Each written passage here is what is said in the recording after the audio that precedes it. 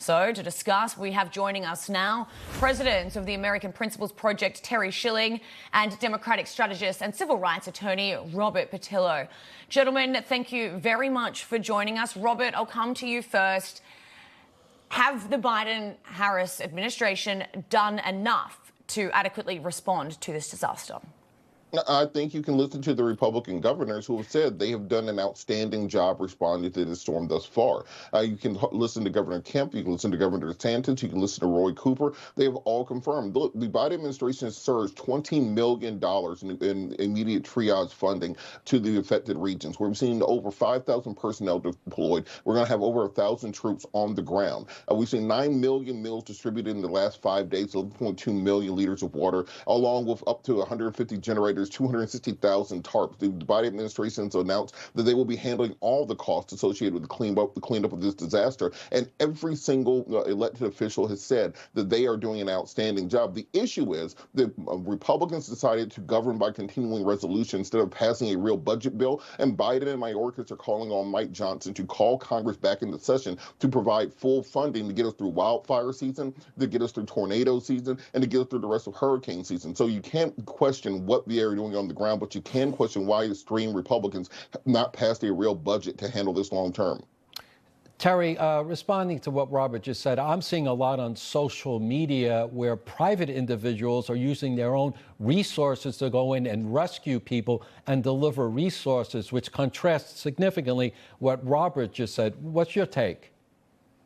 Well, there's a constant growing divide between what our leaders and the elites in our political class tell us and what people are experiencing on the ground. This is the same administration that claims that the economy is going fantastic and that inflation is down. We all know the truth. But I'm very concerned about this administration's response simply because it doesn't have a very competent track record across the board. That's why I lean towards trusting the people on the ground that are complaining about this. But what we've seen in Afghanistan with the botched withdrawal there, that was very high stakes, and they screwed that up.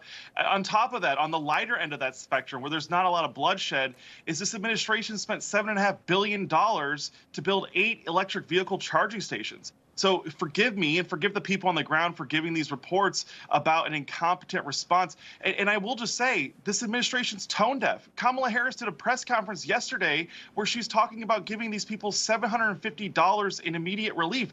What the heck are you talking about? This is a lot more than just $750 worth. Yeah. What about when it comes to, rebuilding people's houses and the stuff that they have lost? Is this enough money, Robert, to restore people's livelihood? Well, what we heard from Secretary Mayorkas is that for this Hurricane Helene, we have the resources necessary to ensure that individuals are fully taken care of. The $750 is triage funding. So for people who have immediate needs, so if you need food, water, fuel, the federal government will work to get that money into your pocket right now. No one ever said that would be the entirety of what people are receiving as a result of this massive storm. And so when you have the money, when you have the resources, when you have the people on the ground, what you can't have is online social media misinformation, telling people to fly your helicopter into FEMA zones when the federal government is saying, please don't do that. You're hindering professional responses. What you can't have is misinformation saying that people are stealing money from these disaster relief efforts and investing it towards migrants, which every single fact-checking organization said is not taking place because these distortions make it more difficult to help the people right in my home state who need that help so urgently. Terry. Yeah, okay. I just want to quickly, I'll let you follow up with what you wanted to say, but I also wanted to bring up a lot of the things that we are seeing on social media is people complaining about the money that has gone to foreign countries when they can't look after their own people. But isn't it important to clarify that these come out of 2 totally separate budgets? And FEMA apparently is, from what I've seen, people are blaming the Republicans for running that budget. Well, listen, FEMA has been redirecting funds from emergency relief funding to the migrant crisis that the Biden administration caused this entire past 4 years. So that's first and foremost. But I just want to say it is terrible to discount the takes and the stories of the people that are actually on the ground and to take and actually give way more weight to the elected officials that are going to be held responsible by voters. Of course, the governors are going to say that their response is great because they have to. do. If they say that the response is terrible, they're culpable for that. So we can't just take what the elites in our political class say. We also have to take in consideration what the people on the ground are saying. That should carry a lot more weight because those people have no incentive to lie.